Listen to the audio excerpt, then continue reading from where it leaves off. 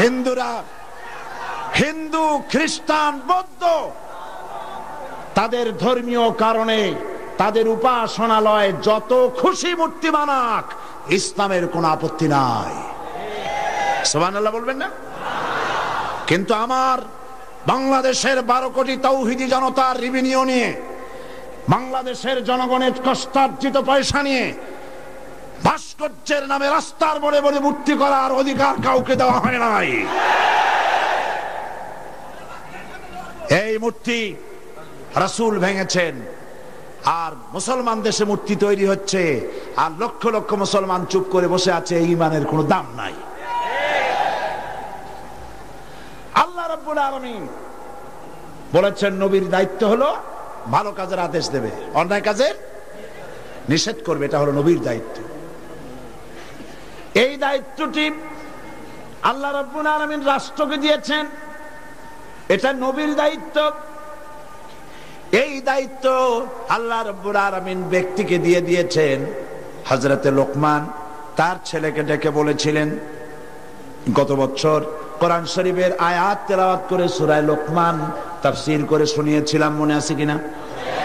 হযরতে লোকমান তার ছেলেকে ডেকে বলেছেন, ইয়া বুনাইয়া আকিমিস সালাত ওয়া আমুর বিল মারুফি ওয়ানহা আনিল মুনকার ওয়াসবির আলা মা আসাবাক ইন্না যালিকা মিন আজমিল উমুর।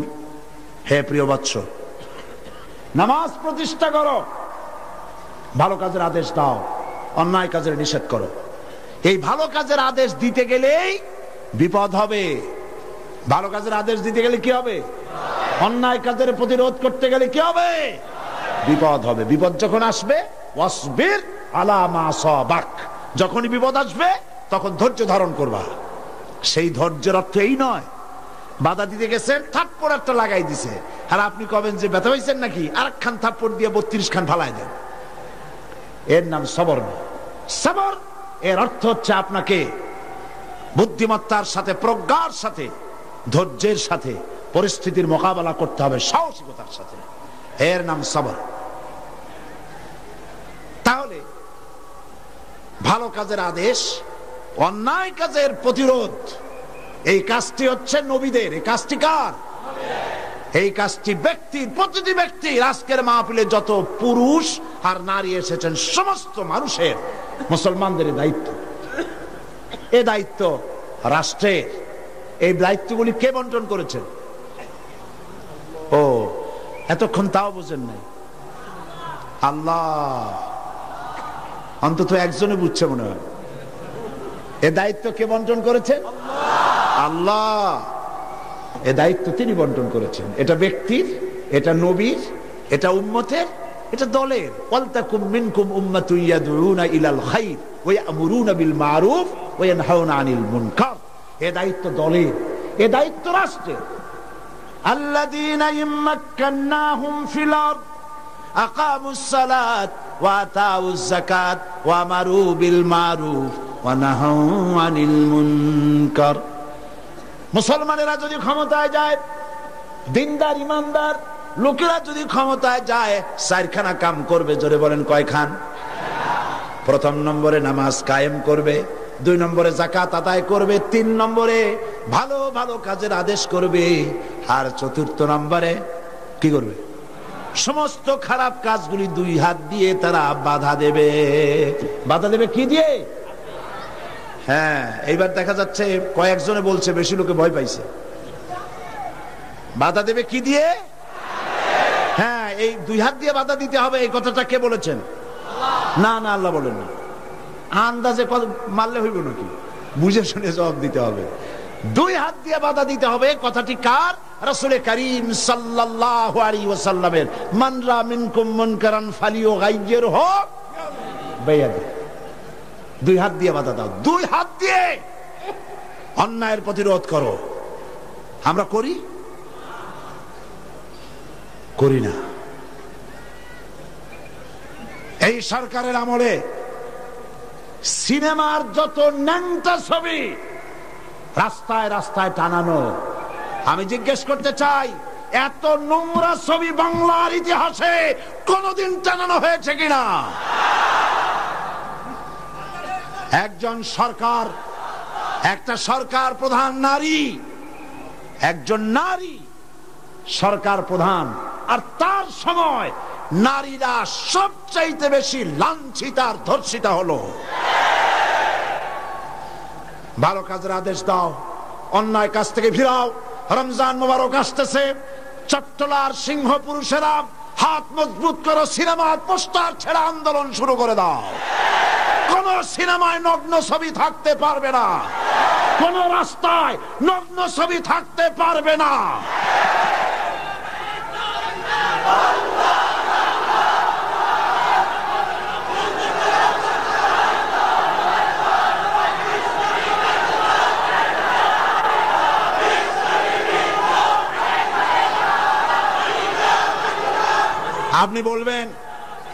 আপনি বলবেন জনগণকে ভালো হওয়ার জন্য, চরিত্রবান হবার জন্য ছেলেরা চরিত্রবান থাকবে কেমনে?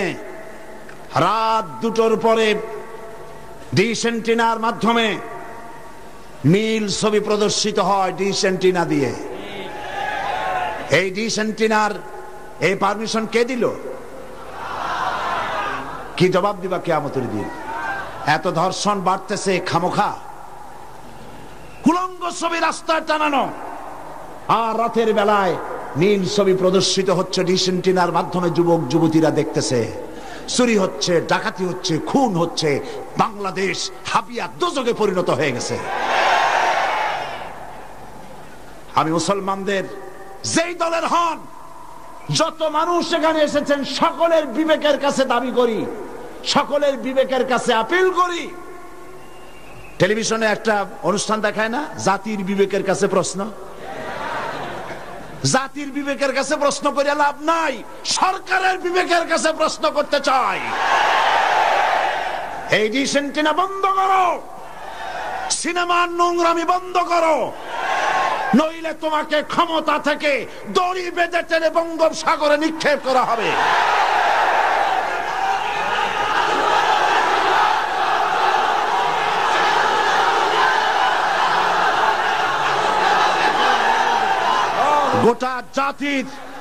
গোটা জাতির চরিত্র নষ্ট করা হচ্ছে। আপনারা যদি ঘুমায় থাকেন, জাতিকে বলছি, যেই দল করেন, আপনি যদি ঘুমায় থাকেন, আপনার ঘরের ভিতরে আপনার সন্তান ধর্ষক হবে, আপনার মেয়ে নষ্ট হবে, ভ্রষ্ট হবে। গোটা জাতি ইউরোপ আমেরিকার চাইতে নোংরামি, নষ্টামি, ভ্রষ্টতার ভিতরে ডুবে যাবে গোটা দেশ। এখনো সময় এসেছে, রুখে দাঁড়াও, রুখে দাঁড়াও। ঈমান বাঁচাবার লক্ষ্যে, দেশ বাঁচাবার লক্ষ্যে। ও আমার জাতি, ফিরে এসো, ঈমানের বলে বলিয়ান হও। ইন্না কায়দা শায়তানি কানা দাঈফা, শয়তানের চক্রান্ত আসলেই দুর্বল। বাড়িওয়ালার শক্তি বেশি না চোরের শক্তি বেশি? আপনারা বাড়িওয়ালা। অন্যায় কাজের প্রতিরোধ, ভালো কাজের আদেশ, এই কাজটা রাসূলুল্লাহ করেছিলেন। আপনারা দেখেন, আমাদের দেশে মসজিদেও লোক ভরা, সিনেমা হলে কি মানুষের খুব দুঃখ নাকি? বরং সামনে লেখা থাকে হাউসফুল, লোক ভর্তি। মাহফিলেও লোক ভর্তি, গান বাজনাও লোক ভর্তি। আমি এই দৃষ্টান্তটা এইভাবে দেই যে একটা খাল উত্তর দক্ষিণে প্রবাহিত, ওই খালে অনেক মাছ আছে। মাছ ধরার জন্য এলাকাবাসীরা খালের মধ্যে নেমে গেল। তারপরে উত্তর দিকের পানি বালতি ভরিয়া দক্ষিণ দিকে ফালাইতে লাগলো বহু মানুষ। এইভাবে পানি ফালাইতে ফালাইতে সন্ধ্যা হয়ে গেছে। মাছ ধরার জন্য পিছনে তাকাইছে, তাকায় দেখে সামনেও যত পানি, পিছনেও তত পানি। মেহনত বরবাদ, গুনাহ লাজিম। এখন এই অবস্থা হলো কেন বলেন তো বুদ্ধি করিয়া? সুবহানাল্লাহ, সকলেই সচেতন, বুঝে ফেলাইছেন। বান না দিয়া সমানে পানি ফেলাইছে। আজকে আজকে যদি একটা আদর্শিক বাঁধ আমাদের থাকতো, তাহলে মসজিদ ভরা আর সিনেমা ভরা এটা হইতো না। আদর্শিক বাঁধ হলো ইসলামী রাষ্ট্র। ইসলামী রাষ্ট্র যদি হতো, তাহলে সিনেমা আর ছেলেরা, সিনেমা যারা দেখে ওরা ভালো হয়ে হইয়া মসজিদে ঢুকতো, আর মসজিদের মানুষ কোন রকম সিনেমায় যেত না। যত খারাপ ভালো হতো, যত খারাপ তত ভালো হতো। হতে হতে উত্তর দিকে তাকায় দেখা যেত খারাপ একটাও নাই, সব ভালো হয়ে গেছে। রাসূলুল্লাহ এটাই করেছিল, আল্লাহর নবীরা এটাই করেছিলেন, এবং এই পদ্ধতি দিয়ে ওই আমরুহুম বিল মারুফ ওয়া ইয়ানহাহুম আনিল মুনকার, ভালো কাজের আদেশ করতেন, অন্যায় কাজ থেকে দুই হাতে ফিরে হাত দিয়া বাধা দিতেন। ফিরতে হবে। আজকে এই কাজটি করার পর রাসূল করিম সাল্লাল্লাহু আলাইহি ওয়াসাল্লাম তার যুগে 10 বছর এটার উপরে শাসন করলেন। আল্লাহ পাক বলেছেন এই কাজটা করলেই তোমরা মুক্তি পাবে, কল্যাণ পাবে। এই কি কাজ? ভালো কাজের আদেশ, অন্যায় কাজের নিষেধ। এই কাজটা করলেই তোমরা কি পাবে? কল্যাণ পাবে। তোমাদের রাষ্ট্র কল্যাণ রাষ্ট্রে পরিণত হয়ে যাবে। এ ওয়াদা কার? এবার দেখেন, 10টি বছর নবীজি রাষ্ট্র পরিচালনা করার পর ইন্তেকাল করলেন। হযরত আবু বকর রাদিয়াল্লাহু তাআলা আনহু তিনি আজ রাষ্ট্রপ্রধান হয়েছেন। হযরত আবু বকর রাষ্ট্রপ্রধান হয়ে হযরত ওমর রাদিয়াল্লাহু তাআলা আনহুকে তিনি বিচারক বানালেন। হযরত আবু বকর হচ্ছেন রাষ্ট্রপ্রধান, হযরত ওমর হলেন কি? বিচারক। 1 বছর পূর্ণ হয়ে গেছে। ঐতিহাসিকরা লিখছেন, লক্ষ্য করুন, আমারু বিল মারুফ নাহি আনিল মুনকারের সুফল লক্ষ্য করুন। হযরত ওমর 1 বছর বিচারালয় দায়িত্ব পালন করলেন জাস্টিস হিসেবে। ফামাকাসা আমান ফালাম ইয়াখতাসিম ইলাইহি ইসনান। ঐতিহাসিকরা লিখছেন 1 বছর পূর্ণ হয়ে গেল, হযরত ওমরের আদালতে 2 জন লোক এমন আসলো না যে একজন আরেকজনের বিরুদ্ধে কোনো মামলা দায়ের করেছে। সুবহানাল্লাহ কইতে ইচ্ছে করে না? এমন একটা লোক এসে একটা মামলা দায়ের করে নাই। পৃথিবীতে কি কোনো দৃষ্টান্ত আছে যে 1 বছরের মধ্যে কোনো মামলা দায়ের হয় না? হযরত ওমর আবু বকর রাদিয়াল্লাহু তাআলা আনহুর কাছে এসে বলছেন, মা হাজাতা বি ইনদা কওমিল মুমিনিনা ইয়া খলিফাতা রাসূলিল্লাহ সাল্লাল্লাহু আলাইহি ওয়াসাল্লাম। হে রাসূলের খলিফা,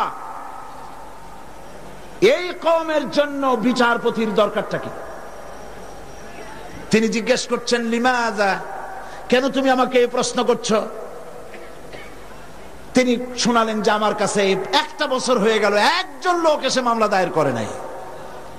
হযরত আবু বকর বলছেন, এর কারণ হিসেবে তুমি কি মনে করো? কি কারণে তোমার কাছে কোনো বিচার আসলো না, একটা মামলাও দায়ের হইল না 1 বছরে? কারণটা কি? এবার শোনেন, কারণ বলছেন। কে বলতেছেন কারণটা? ওমর ফারুক রাদিয়াল্লাহু তাআলা আনহু কারণ বলছেন। কারণ কি? তিনি বলছেন, ও আমিরুল মুমিনিন, তুমি আমাকে এমন কওমের বিচারক বানিয়েছো যে কওমের দিন হচ্ছে দীনুহুমুন নাসিহা, যেই কওমের দিন হচ্ছে কল্যাণ কামনা করা। প্রত্যেক ব্যক্তি আরেকজনের কল্যাণ কামনা করে, কেউ শত্রুতা কামনা করে না। আজকে তাকে আমরা করি? আমি এক দল করি, আর এক দল সহ্য করি না। একজনে মিটিং করে, ওই জায়গায় আরেকজন মিটিং করে। একজন রাজনীতি করে, তার রাজনীতি সহ্য হয় না বলে 5 ট্রাক ময়লা ফেলায় দিয়ে আসে। সে যুগে তারা কল্যাণ কামনা করে, আর আজকের যুগে কি করে? কল্লা কামনা করে। অমুকের কল্লা খুলে নেব আমরা। এখন কল্লা কামনা করা হয়, আর তখন কল্যাণ কামনা করা হতো। দীনুহুমুন নাসিহা ওয়া মানহাজুহুমুল কুরআন। এই জাতির মানহাজ, তাদের উদ্দেশ্য, তাদের লক্ষ্য, তাদের কনস্টিটিউশন, তাদের সংবিধান হচ্ছে কি? আল কোরআন। ওয়া আমালুহুম আল আমরু বিল মারুফ ওয়া নাহি আনিল মুনকার। আর এই কওমের কাজ হচ্ছে আমল, তাদের কাজ হচ্ছে ভালো কাজের আদেশ করে বেড়ানো, আর যার সামনে অন্যায় হয় দুই হাতে বাধা দিয়ে অন্যায় ফিরায় দেয়। সুবহানাল্লাহ। ওয়া আমালুহুম আল-আমরু বিল মারুফ ওয়া নাহয়ু আনিল মুনকার। এখানেই শেষ নয়। ও আমিরুল মুমিনিন, আপনি আমাকে এমন এক কওমের বিচারক বানিয়েছেন যেই কওমের জনগণের অবস্থা কি জানেন? ওয়াইদা আহাদুহুম মারিদু আদুহু, এদের মধ্যে একজন যদি অসুস্থ হয়, অনেক মানুষ হাদিয়া, ফল, ফ্রুটস ইত্যাদি হাদিয়া নিয়ে তার কাছে গিয়ে হাজির হয়। ভাই কেমন আছেন, আল্লাহ আপনার ভালো করুক, হাতে মুখে হাত বুলায় দেয়, মাথায় হাত বুলায় দেয়।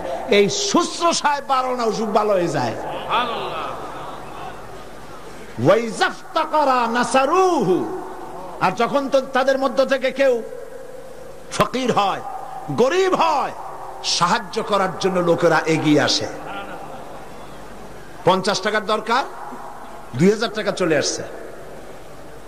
বাড়িতে চাল দিতে পারে না, বিল্ডিং এর ছাদ দেওয়ার মতো পয়সা চলে আসছে।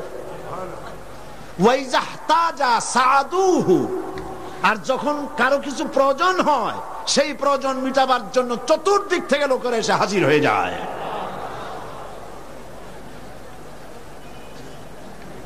কুল্লু ওয়াহিদিন মিনহুম ইয়ারিফু হাদ্দাহু ফায়াকিফু ইনদাহ, এর প্রত্যেক ব্যক্তি তার নির্ধারিত সীমা চেনে। যেখানে আল্লাহ রাব্বুল আলামিন যে জিনিসকে হারাম করেছেন, ওই হারামের বর্ডারে গিয়ে দাঁড়ায় যায়, হারামকে ক্রস করে না। ফায়াকিফু ইনদাহ, সেখানে দাঁড়িয়ে যায়। ফাফিমা হুম ইয়াখতাসিমুনা ইলাইয়া ইয়া খলিফাতা রাসূলিল্লাহ সাল্লাল্লাহু আলাইহি ওয়াসাল্লাম। সুতরাং এই জাতির জন্য বিচারকের দরকারটা কি? খামোখা সারাদিন আমি বসে থাকি, বিচারকের কোনো দরকার নাই। আহারে সুবহানাল্লাহ বলতে পারলেন না? রাসূলুল্লাহ এই সমাজ তৈরি করেছিলেন। এই সমাজ জাতীয়তাবাদ, উগ্র জাতীয়তাবাদের মধ্য দিয়ে, সমাজতন্ত্রের মধ্য দিয়ে, ধর্ম নিরপেক্ষ মতবাদের মধ্য দিয়ে, আল্লাহর কসম এই সমাজের চেহারা আপনারা দেখতে পারবেন না। এই সমাজ যেটা রাসূলুল্লাহ করেছিলেন, সেই সমাজ যদি চান, এই সমাজ ভাঙতে হবে, নতুন সমাজ গড়তে হবে। দেন স্লোগান, এই সমাজ ভাঙতে হবে, নতুন সমাজ গড়তে হবে। এই সমাজকে ভেঙে দিয়ে, এই সমাজ ভেঙে দিয়ে নতুন যে সমাজ হবে, সেই সমাজ উগ্র জাতীয়তাবাদের সমাজ নয়, সমাজতন্ত্রের সমাজ নয়, ধর্ম নিরপেক্ষতাবাদের সমাজ অবশ্যই নয়। সেই সমাজ হবে আল্লাহ রাব্বুল আলামিনের দেওয়া, রাসূলের দেওয়া ইসলামী সমাজ। এই ধরনের একটি সমাজ কি আপনারা চান? এই ধরনের সমাজ কি চান? সেই ধরনের সমাজ প্রতিষ্ঠার জন্য কোরআনে কারীম বুঝতে হবে, রাসূলের প্রতি ঈমান মজবুত হতে হবে। রাসূল রাষ্ট্রপতি ছিলেন এবং तमाम পৃথিবীতে তাকে দিয়ে আল্লাহ পাক রিসালাতের দায়িত্ব কমপ্লিট করে দিয়েছেন। এখন বলতে চাই, এই রাসূলের পরে আর কোন রাসূল আসবে না। এটা আকীদার ব্যাপার। কোন মুসলমান যদি এই আলোচনা থেকে নিজেকে বঞ্চিত করেন, তাহলে বলার কিছু নাই। এটি গুরুত্বপূর্ণ আলোচনা। খাতমে নবুয়ত। বিগত কয়েক যুগ ধরে ইসলামের বিরুদ্ধে যেসব ফিতনার উদ্ভব হয়েছে, তার মধ্যে নতুন নবুয়তের দাবি হচ্ছে একটি মারাত্মক ষড়যন্ত্র। এ ব্যাপারে খাতমে নবুয়তের বিশ্বাসের তাৎপর্য, গুরুত্ব অনুধাবন করা রিসালাতের অপরিহার্য দাবি। একজন নবীর পর আর একজন নবী আসতে পারে কেবলমাত্র 3টি কারণে। বোঝেন ভালো করে, একজন নবীর পরে আরেকজন নবীর আসার কারণ হতে পারে মাত্র 3টি। কয়টি? 1, প্রথম নবীর শিক্ষা বিলুপ্ত হয়ে গেছে এবং তা পুনর্বার পেশ করা প্রয়োজন। এই জন্য একজন নবী আসা দরকার। রাসূলুল্লাহর শিক্ষা কি বিলুপ্ত হয়েছে? রাসূলুল্লাহর শিক্ষা বিলুপ্ত হয়নি, চির অম্লান হয়ে আছে। নতুন নবীর প্রয়োজন নাই। 2, প্রথম নবীর শিক্ষা পূর্ণাঙ্গ নয় এবং তার শিক্ষা সংশোধনের বা পরিবর্তনের প্রয়োজন। এজন্য নতুন একজন নবীর প্রয়োজন। রাসূল করিম সাল্লাল্লাহু আলাইহি ওয়াসাল্লামের শিক্ষা কি পূর্ণাঙ্গ নয়? তা কি সংশোধন এবং পরিবর্তনের কোনো প্রয়োজন আছে? 3, প্রথম নবীর শিক্ষা একটি জাতির জন্য সীমাবদ্ধ, অন্যান্য জাতির জন্য আর একজন নবী দরকার। রাসূল করিম সাল্লাল্লাহু আলাইহি সাল্লাম কি শুধু একটি জাতির নবী? রাসূল করিম সাল্লাল্লাহু আলাইহি সাল্লাম হচ্ছেন বিশ্ব নবী। সুতরাং তার নবুয়তের পরে নতুন কোন নবীর আমদানির কোনো প্রয়োজন নাই। রাসূল করিম সাল্লাল্লাহু আলাইহি সাল্লামের নবুয়ত শেষ, এরপরে আর কোন নবী? কোরআনে কারীমের চূড়ান্ত দলিল শুনুন, মা কানা মুহাম্মাদুন আবা আহাদিম মির রিজালিকুম ওয়ালাকির রাসূলুল্লাহি ওয়া খাতামান নাবিয়্যিন। মুহাম্মদ সাল্লাল্লাহু আলাইহি ওয়াসাল্লাম তোমাদের কোন পুরুষদের পিতা নন, বরং তিনি আল্লাহর রাসূল এবং নবীগণের পরিসমাপ্তকারী, আর আল্লাহ সর্ববিষয়ে মহাজ্ঞানী। এই খাতামান নাবিয়্যিন, খাতাম শব্দের উল্লেখ করে নবুয়তের দুয়ার চিরকালের জন্য আল্লাহ পাক বন্ধ করে দিয়েছেন। সেই প্রথম শতাব্দী থেকে আজ পর্যন্ত, হিজরি প্রথম শতাব্দী থেকে নিয়ে পর্যন্ত পৃথিবীর সমস্ত উলামায়ে কিরাম একমত, পৃথিবীতে আর কোন নবী আসবেন না, আসার কোন দরকার নেই। অথচ এই খাতামের অর্থ নতুন নবী, ভণ্ড নবী, মিথ্যা দাবিদার নবী, পৃথিবীর নিকৃষ্ট শয়তান গোলাম আহমদ কাদিয়ানী, আল্লাহর জাহান্নামের আগুন তার কবরে অনন্তকাল জ্বলতে থাকুক।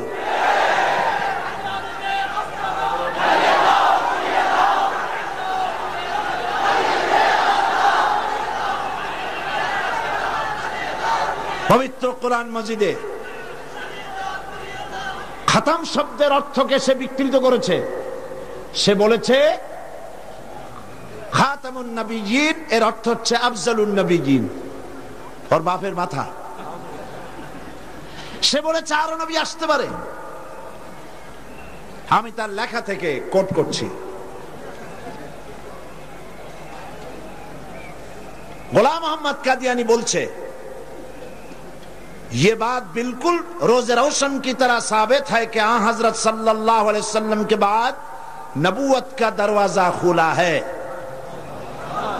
दिवालोकेर मतो এটা সত্য যে মুহাম্মদ সাল্লাল্লাহু আলাইহি সাল্লামের পরে নবুয়তের দরজা খোলা আছে। शारो बोलছে, उन्होंने यानी मुसलमानों ने यह समझ लिया है कि खुदा के खजाने खत्म हो गए।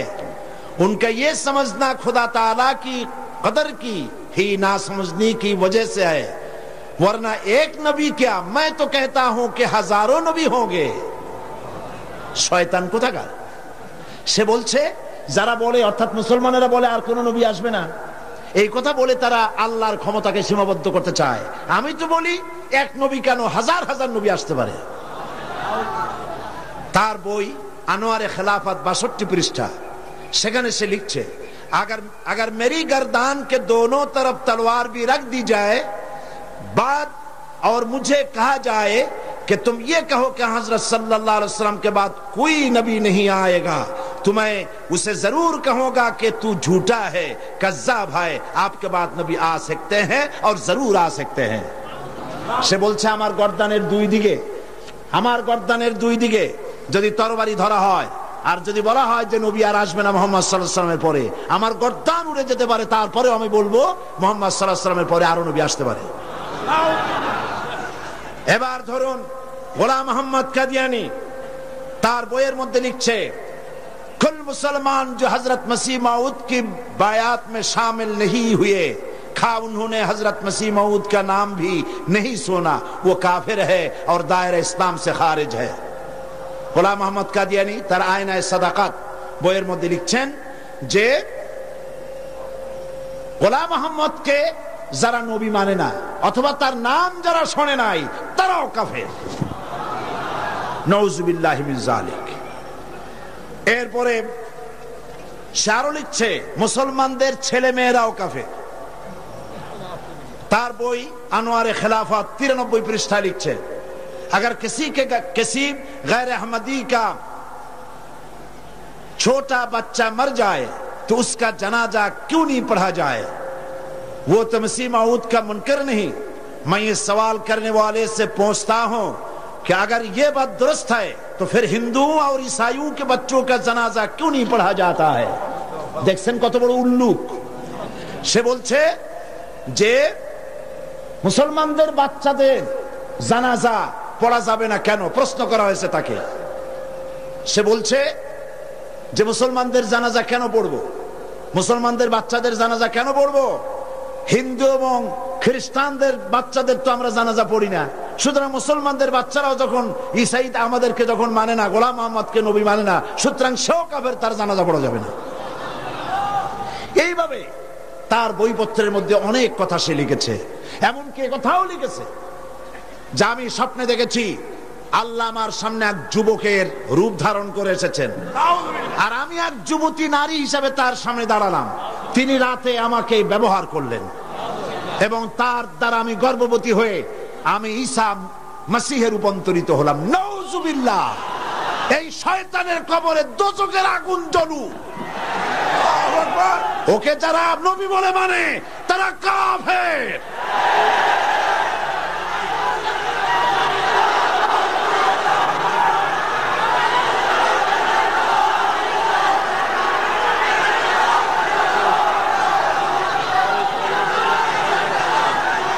রাসূল করিম সাল্লাল্লাহু আলাইহি ওয়াসাল্লাম খাতমে নবুয়ত সম্পর্কে বলেছেন, ইন্না মাসালি ওয়া মাসালাল আমবিয়া মিন ক্বাবলি কামাসালি রাজুলিন বানা বাইতান ফাহসানাহু ওয়া আজমালাহু ইল্লা মাওদা'a লাবিনাতিন মিন যাওয়াবিয়াতিন ফাজআলান নাসু ইয়াতুফুনা বিহি ওয়া ইউজিবুনা লাহু ওয়া ইয়াকুলুনা হাল্লা উদিআত হাযিহিল লাবিনা ফাআনা আল লাবিনা ওয়া আনা খাতামুন নবিয়্যিন। বুখারী কিতাবুল মানাকিব।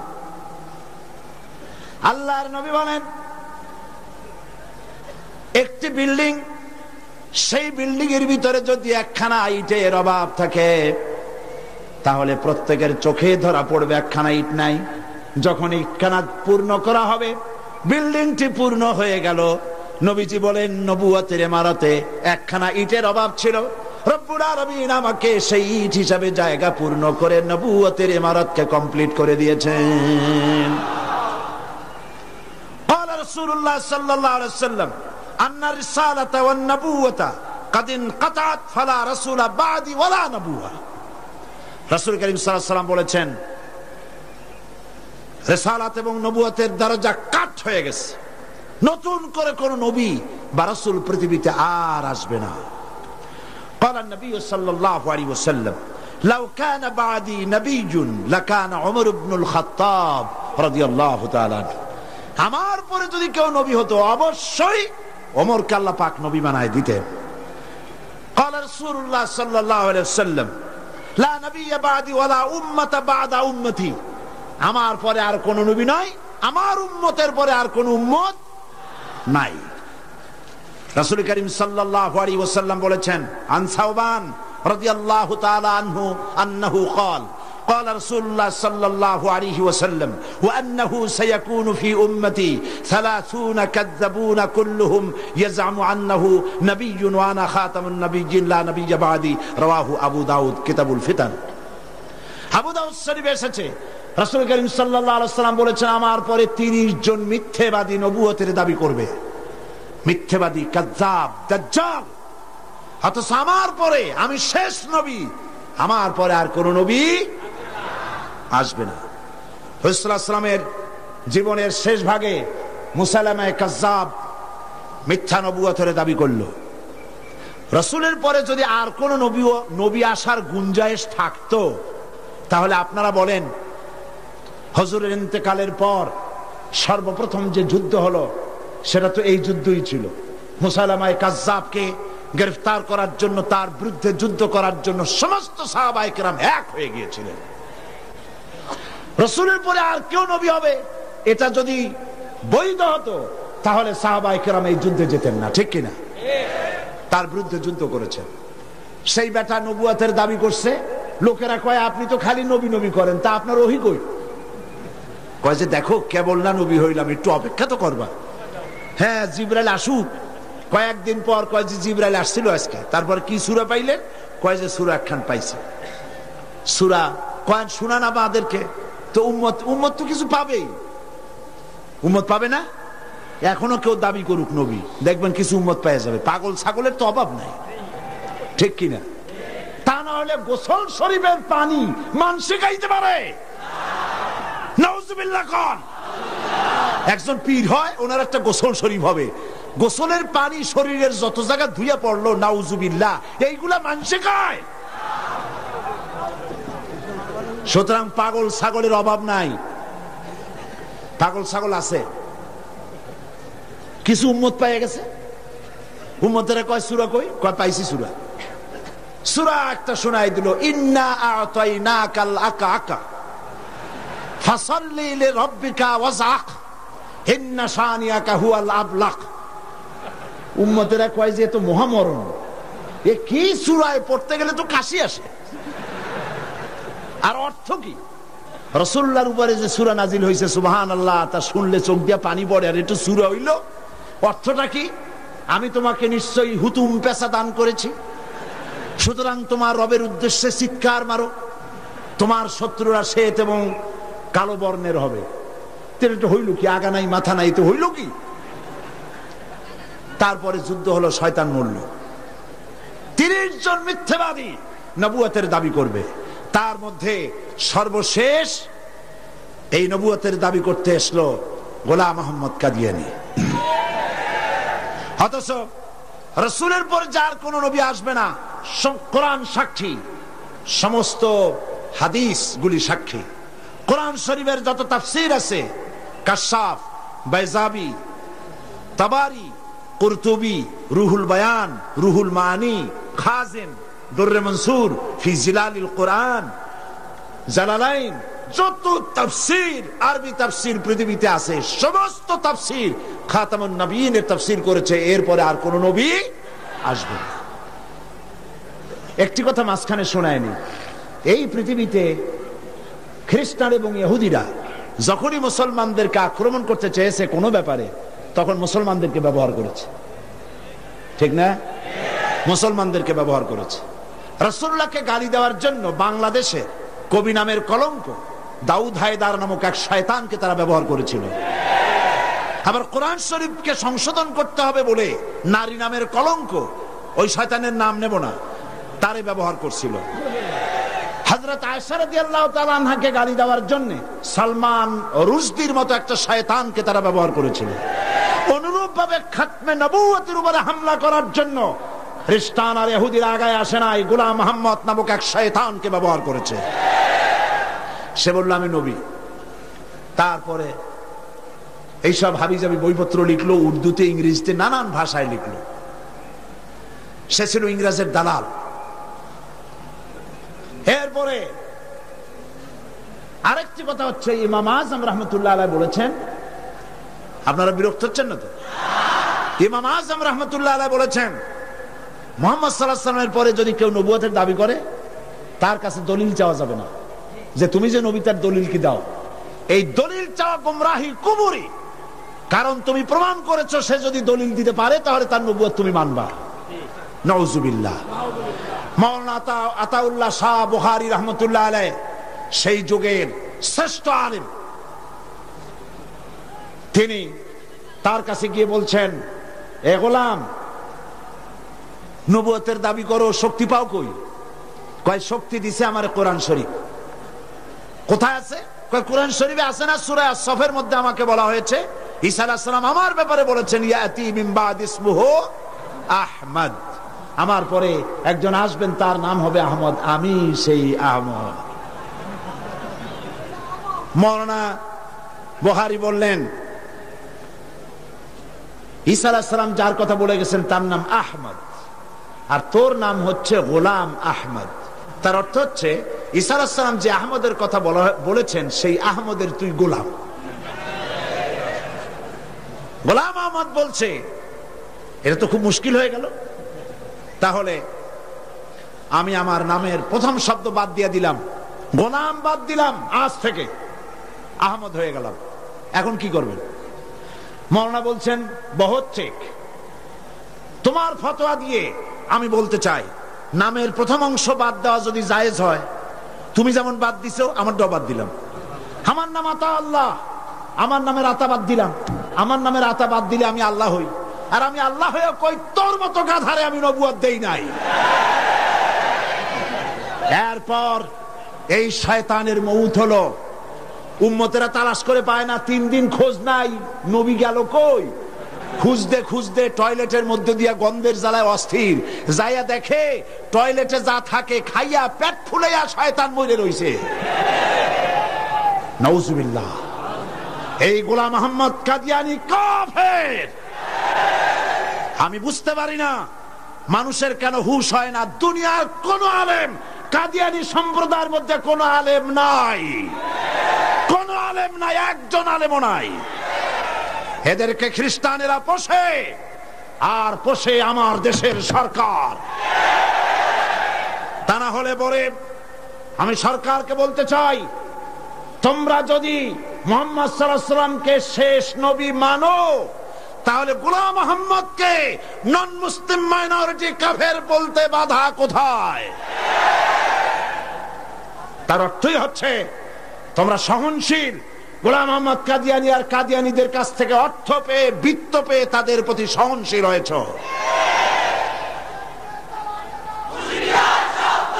এই পৃথিবীর 18টি মুসলিম দেশ কাদিয়ানীদেরকে নন মুসলিম মাইনরিটি হিসেবে ঘোষণা করেছে। বাংলাদেশকেও করতে হবে। সেই সৌভাগ্য এই পোড়া কপাইলিয়া সরকারের আছে কিনা আমি জানি না। বাংলাদেশের সমস্ত আলেম, সমস্ত পীর সব একমত, হিন্দুরা যেভাবে দেশে বাস করে স্বাধীন নাগরিক হিসেবে, বৌদ্ধ খ্রিস্টানরা যেভাবে বাস করে এবং নাগরিক সুবিধা গ্রহণ করে, কাদিয়ানীরাও সেভাবে নাগরিক সুবিধা ভোগ করবে। তবে নন মুসলিম মাইনরিটি হিসেবে ভোগ করতে হবে, মুসলমান নামে ভোগ করতে পারবে না। এবং কোন কাদিয়ানীর মসজিদ থাকবে না। কাদিয়ানীদের মসজিদ মসজিদ নয়, উপাসনালয়। তাদের মসজিদের ইমাম হয় না, পুরোহিত হয়। তাদের উপাসনালয়ের ভিতরে পাওয়া গেল বোমা, ডিনামাইট। তাদের পুরোহিতদেরকে গ্রেফতার না করে, তাদের নেতাদেরকে গ্রেফতার না করে, আল্লাহর বান্দা এদেশের আলেমদেরকে গ্রেফতার করে পুলিশ রিমান্ডে নিয়ে নির্যাতন চালানো হচ্ছে। মনে রেখো, আল্লাহ বলেন ওয়ায়ামুদ্দুহুম ফি তুগয়ানিহিম ইয়ামাহুন, আমি সীমা লঙ্ঘনকারীদেরকে ঢিল দেই, দেখি কদ্দুর পারো। তারপরে যখন প্রান্ত সীমায় চলে যায়, ইন্না বাতশা রাব্বিকা লাশাদীদ, তোমার প্রভু যখন ধরে, তোমার প্রভুর পাকড়াও সিরিয়াস হয়ে যায়। হাতের কাছে 100 টেলিফোন থাকলেও টেলিফোনের গায়ে হাত যাওয়ার আগে ব্রাশ ফায়ার হয়ে কলিজা উড়ে চলে যাবে। আল্লাহকে ভয় করো। কারে ভয় করো? চিল্লাও, কারে ভয় করো?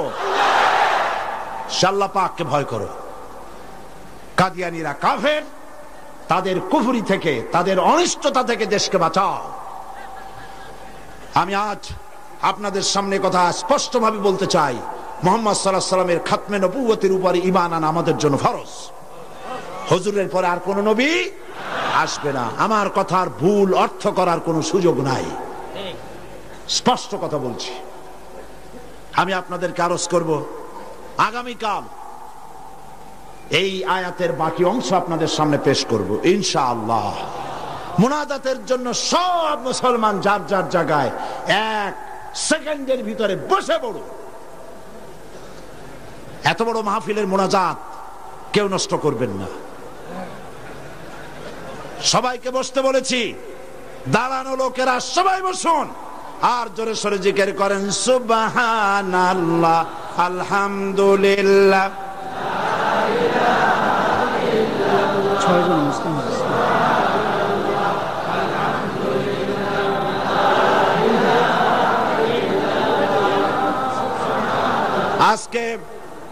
আজকে 6 জন মুসলিম ইসলাম কবুল করার জন্য এসেছেন।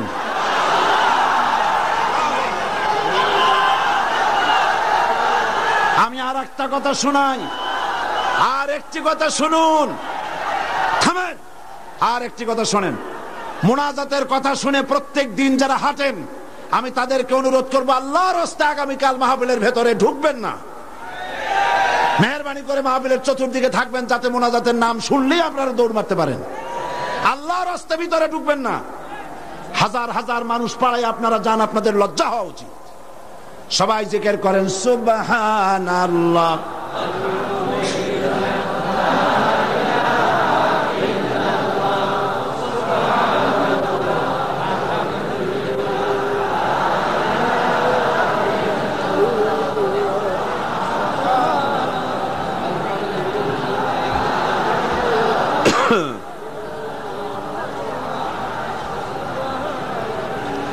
আজকে যারা ইসলাম কবুল করবেন তারা হচ্ছেন সুনীল কান্তি দাস, পিতা Arjit Kanti Das, B block road, Chandgaon, Panchlaish. বর্তমান নাম পছন্দ করেছে মোহাম্মদ ইব্রাহিম। শ্রী মানিক চন্দ্র দাস, শ্রী মানিক চন্দ্র দাস, পিতা শ্রী কমল কান্তি দাস, পাঁচলাইশ। বর্তমান নাম মোহাম্মদ সাইফুল ইসলাম আজাদ। প্রবাস কৈবর্ত, পিতা Makhan Kaibarta, Amin jute mills, main gate, Panchlaish. বর্তমান নাম মোহাম্মদ রাসেল। বিশ্বজিৎ সূত্রধর, পিতা মাখনলাল সূত্রধর, বর্তমান নাম বাড়ি সন্দীপ। বর্তমান নাম পছন্দ করেছে মোহাম্মদ মনিরুল ইসলাম। শ্রী দুলাল বাবু শীল, পিতা শ্রী জিতেন বাবু শীল, সিগন্যাল কোম্পানি, পাঁচলাইশ। বর্তমান নাম মোহাম্মদ আবু বকর সিদ্দিক। শ্রী সুবল চন্দ্র সাহা, পিতা আশুতোষ সাহা, খাগড়াছড়ি, ডাকঘর কুইসাপ, কি গুইমরা। বর্তমান নাম পছন্দ করেছে মোহাম্মদ ওসমান গনি। আসুন, হাত দাও, হাত দাও, সবাই সবাই হাত দাও, একটা একটা করে হাত দাও। হ্যাঁ হ্যাঁ, কাছে আসো একটু। লা ইলাহা ইল্লাল্লাহু মুহাম্মাদুর রাসূলুল্লাহ। আল্লাহ ছাড়া কোন ইলাহ নাই, মাবুদ নাই, উপাস্য নাই। মুহাম্মদ সাল্লাল্লাহু আলাইহি ওয়াসাল্লাম আল্লাহর রাসূল। আশহাদু আন লা ইলাহা ইল্লাল্লাহু ওয়াহদাহু লা শারীকা লাহু ওয়া আশহাদু আন্না মুহাম্মাদান আবদুহু ওয়া রাসূলুহু। আমি সাক্ষ্য দিচ্ছি, আল্লাহ ছাড়া কোনো ইলাহ নাই, মাবুদ নাই, উপাস্য নাই। তিনি এক, তিনি একক, তার কোনো অংশীদার নাই। আমি আরো সাক্ষ্য দিচ্ছি, মুহাম্মদ সাল্লাল্লাহু আলাইহি ওয়াসাল্লাম আল্লাহর বান্দা এবং তার প্রেরিত রাসূল। এদিকে ফিরে সকলকে বলো আসসালামু আলাইকুম। আল্লাহর এই বান্দাগুলি, দাঁড়ায় থাকো, আল্লাহর এই বান্দাগুলি 6 জন বান্দা মুশরিক ছিলেন। এখন আমাদের তৌহিদ পন্থী কি? তারা আমাদের কি? তারা আমাদের ভাই। এখন তারা মাসুম, তারা বেগুনাহ। এই লক্ষ লক্ষ মুসলমানদের পক্ষ থেকে আমি তাদেরকে আলিঙ্গন করে ইসলামে স্বাগত জানাচ্ছি।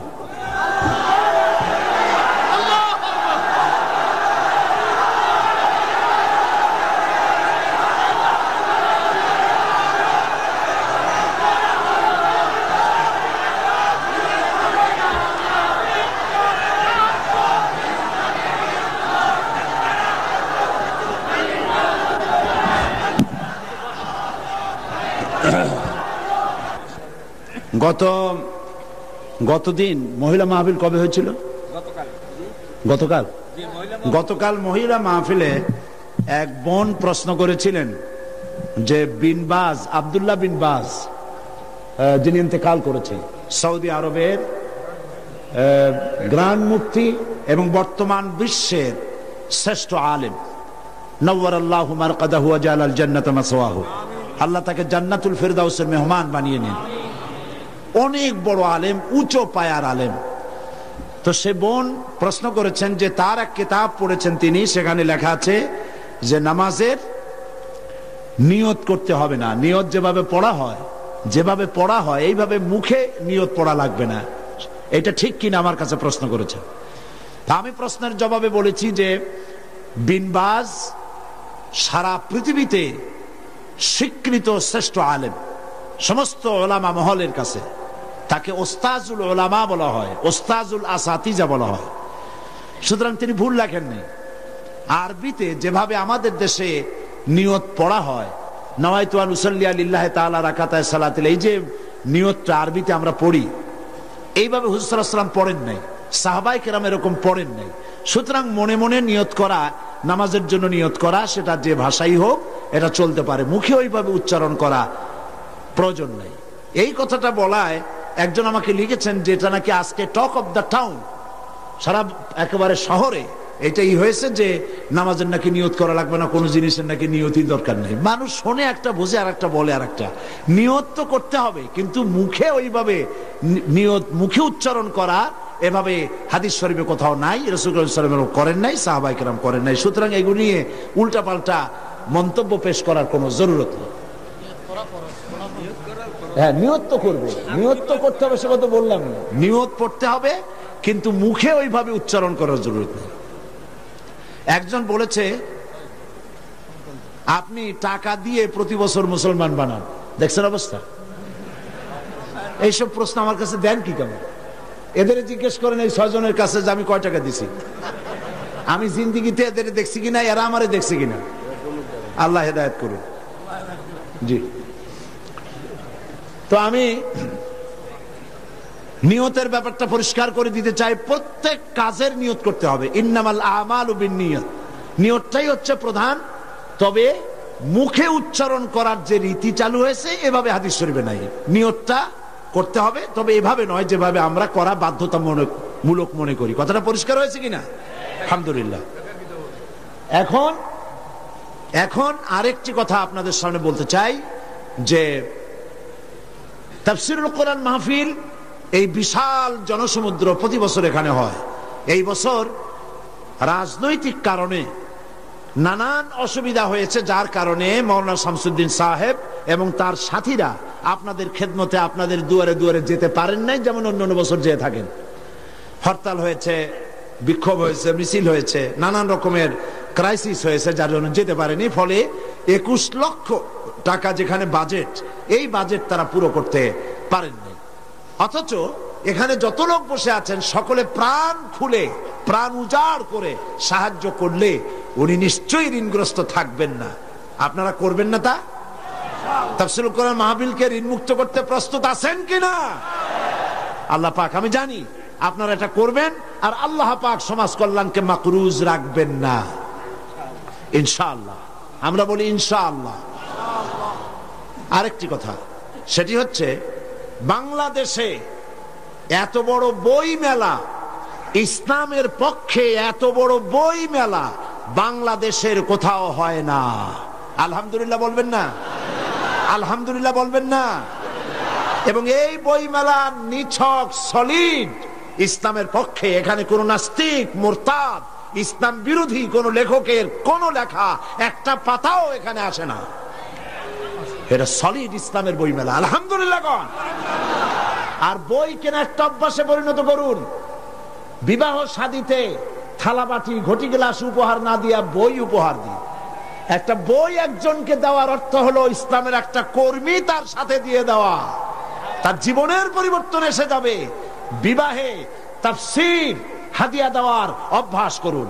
ইসলামের বইপত্র, ইসলামের সাহিত্য সুন্দর করে র্যাপিং কাগজে পেঁচাইয়া ফুল টুল দিয়া কায়দা করে এইটা দেওয়ার ব্যবস্থা করেন। থালাবাটি, ঘটি গ্লাস, স্যুপ, কাপ ইত্যাদিও মানুষ কিনতেই পারবে, ওগুলো নিয়ে অসুবিধা হবে না। বই দিবেন, উপহার কি দিবেন? স্ত্রীকে দিবেন, মেয়েকে দিবেন, বোনকে দিবেন, সকলকে দিবেন। আমি চাই যত লোক এসেছেন প্রত্যেকের হাতে একটা করে বই দেখতে চাই। রাজি আছেন? তা 5 টাকা দামের বই হোক অথবা 200 টাকা দামের বই হোক, প্রত্যেকের হাতে বই নিতে হবে। বই হবে ইসলামী আন্দোলনের পথিকৃৎ। জোরে বলেন আমিন। তাফসীরুল কোরআন ফি জিলালিল কোরআন, সৈয়দ কুতুব শহীদ রহমতুল্লাহ আলাইহির 22 খণ্ডে এটা বাংলা পূর্ণ হয়ে গেছে। বলেন আলহামদুলিল্লাহ। এই তাফসীর এখানে এসেছে 5000 টাকার হাদিয়া, 22 খণ্ড। কিন্তু তাফসীরুল কোরআন মাহফিল উপলক্ষে মাত্র 3000 টাকা। আপনারা গ্রহণ করুন, মানুষকে হাদিয়া দেন, নিজেরা কোরআন শরীফ জেনে পড়ে তার দ্বারা জীবনকে ধন্য করুন। এবং রিসালাতের উপরে যে আলোচনা আমি করতেছি এই 2 দিন ধরে, এর উপরে আমার অত্যন্ত স্নেহের জনাব অধ্যাপক মফিজুর রহমান সাহেবের লেখা কোরআনের আয়নায় বিম্বিত রাসূলুল্লাহ সাল্লাল্লাহু আলাইহি ওয়াসাল্লাম, ইসলামী ছাত্র শিবিরের এটা পাঠ্যপুস্তক হিসেবে তারা গ্রহণ করেছে। এই বইটি অত্যন্ত গুরুত্বপূর্ণ, কোরআন হাদিস দিয়ে ভরা। আপনারা মেহেরবানি করে সে বই গ্রহণ করার জন্য চেষ্টা করবেন। আল্লাহ তৌফিক দিন। না বলে বুঝবেন, না বললে বুঝবেন না যে কি বই নেবেন। সেই জন্য বলছি, কোরআনের বই, হাদিসের বই, অসংখ্য বই আছে। হাত ভর্তি করে, পকেট ভর্তি করে আপনারা বই নিয়ে যান। আল্লাহ পাক আপনাদেরকে তৌফিক দান করুন। এবং আমি কেন জামাত ইসলামী করি, দাড়ি আর টুপি সম্পর্কে যে সমস্ত প্রতিবাদ আমাদের বন্ধুরা আমাদের বিরুদ্ধে বলেন, দাড়ি এবং টুপি সম্পর্কে আমাদের আকীদা কি, মাওলানা মওদুদী রহমতুল্লাহ আলাইহি তিনি কি কাজ করেছিলেন, এর উপরে বিস্তারিত লেখা ইসলামের রাজনৈতিক বিধান আমার বইটির ভিতরে আছে। সংগ্রহ করুন। দ্বিধা, দ্বন্দ্ব, সন্দেহ নিজেরও দূর হবে, অন্যদেরও দূর করতে পারবেন। আল্লাহ তৌফিক দান করুন। আল্লাহুম্মা আমিন। রব্বানা যালামনা আনফুসানা ওয়া ইন লাম তাগফির লানা ওয়া তারহামনা লানাকুনান্না মিনাল খাসিরিন। হে আল্লাহ তাআলা, লক্ষ লক্ষ মুসলমান নরনারী তোমার দরবারে হাত তুলেছি, মেহেরবানি করে আমাদেরকে গোমরাহি থেকে বাঁচাইয়া দাও, আমাদেরকে শিরক এবং বেদাত থেকে মুক্ত করে দাও। হে আল্লাহ, তুমি দয়া করে আমাদেরকে সিরাতুল মুস্তাকিমে চলার তৌফিক দিয়া দাও। ইয়্যাকা না'বুদু ওয়া ইয়্যাকা নাস্তাঈন। পড়েন সবাই, ইয়্যাকা না'বুদু ওয়া ইয়্যাকা নাস্তাঈন, ইহদিনাস সিরাতাল মুস্তাকিম, সিরাতাল লাযীনা আন'আমতা আলাইহিম গায়রিল মাগদুবি আলাইহিম ওয়ালাদ-দাল্লিন। اللهم لا مانع لما أعطيت ولا معطي لما منعت ولا ينفع ذا الجد منك الجد. ستر العرش مسبول علينا وعين الله ناظرة إلينا بحول الله لا يقدر علينا. اللهم إنا نجعلك في نحورهم ونعوذ بك من شرورهم. الله تعالى এই শতাব্দীর শেষ তাফসীরুল কোরআন মাহফিলের আজ 4th দিন। আগামীকাল এই মাহফিল শেষ হয়ে যাবে, পরের দিন এই মাঠ খা খা করতে থাকবে। হায় আল্লাহ রাব্বুল আলামিন, প্রতি বছর এই চট্টগ্রামের মানুষেরা ঈদের মতো করে উৎসব করে, প্রত্যেকের বাড়িতে বাড়িতে মেহমান জমা হয়ে যায়। হায় আল্লাহ তাআলা, মানুষেরা দূর দূরান্ত থেকে ছুটে আসে। আল্লাহ, তুমি দয়া করে এই তাফসীরুল কোরআন মাহফিলকে এই দেশের ইসলামী আন্দোলনের মাইলস্টোন বানায়া দাও রব্বুল আলামিন। এই ইসলামী আন্দোলনের জন্য তামাম পৃথিবীর বুকে কোরআনে কারীমের এই আওয়াজ তুমি পৌঁছায়া দাও। খাতমে নবুয়তের উপরে যে আলোচনা আমরা করলাম, এর উপরে আমাদের আকীদা মজবুত করে দাও। হায় আল্লাহ, কাদিয়ানী সম্প্রদায়কে আল্লাহ তুমি হেদায়েত করে দাও রব্বুল আলামিন। তাদেরকে এই বাংলাদেশে তারা যে মুসলমানদের বিরুদ্ধে ষড়যন্ত্র করছে, তার মোকাবেলায় আল্লাহ তুমি দয়া করে মুসলমানদেরকে সাহায্য করো রব্বুল আলামিন। আগামীকাল আখেরি মোনাজাতে তোমার বান্দা বান্দীদেরকে চতুর্দিক থেকে মিছিল সহকারে তোমার নামের স্লোগান দিতে দিতে মানুষের উত্তাল ঢেউ এই জায়গায় তুমি সব পৌঁছাইয়া দিও। এই মাঠ তোমার বান্দাদের পদভারে শেষ দিনে সংকীর্ণ হয়ে যায়। আল্লাহ, তুমি আপন কুদরতে এই মাঠকে বড় করে মানুষের ব্যবস্থা করে দিও রব্বুল আলামিন। তোমার কুদরতি নিজাম দিয়ে এই মাহফিল পরিচালনা করে দিও। হায় আল্লাহ পাক, এই মাহফিলে জাতি, ধর্ম, দল, মত নির্বিশেষে লোকেরা তোমার কোরআন শুনতে আসেন। আল্লাহ পাক তোমার কাছে বিনীতভাবে ফরিয়াদ করি, যেই দলের লোক হোক না কেন, কোরআনের হেদায়েত সকলের নসিবে তুমি দিয়ে দিও। রব্বুল আলামিন, তুমি দয়া করে আগামীকাল যে আলোচনা করলে মানুষের জন্য হেদায়েত নসিব হবে, সেই আলোচনা আল্লাহ তুমি আলোচকদের মুখে এনে দিও। হে আল্লাহ রব্বুল আলামিন, এই মাহফিলে দয়া করে মেহেরবানি করে যত লোকে টাকা দিয়েছে আর দেবে, আল্লাহ তুমি সকলকে মেহেরবানি করে এই সমাজ কল্যাণকে সাহায্য করার তৌফিক দান করে দিও। ইসলামী বই পুস্তক যারা নিয়ে এসেছেন কষ্ট করে, আল্লাহ তাদের কামাইতে বরকত দান করে দিও। ইসলামের এই জিহাদে অংশ নিয়েছেন লিখুনি দিয়ে, কলম দিয়ে যারা, আল্লাহ তুমি তাদের প্রতি রহম করো। সমস্ত মুসলিম জনগণকে কোরআন, হাদিস আর ইসলামী সাহিত্য কিনে পড়ে সেই অনুযায়ী আমল করার তৌফিক দিয়ে দিও। ربنا تقبل منا إنك أنت السميع العليم وتب علينا إنك أنت التواب الرحيم سبحان ربك رب العزة عما يصفون وسلام على المرسلين والحمد لله رب العالمين واجعل آخر كلمة عند الموت لا إله إلا الله محمد رسول الله. السلام عليكم ورحمة الله.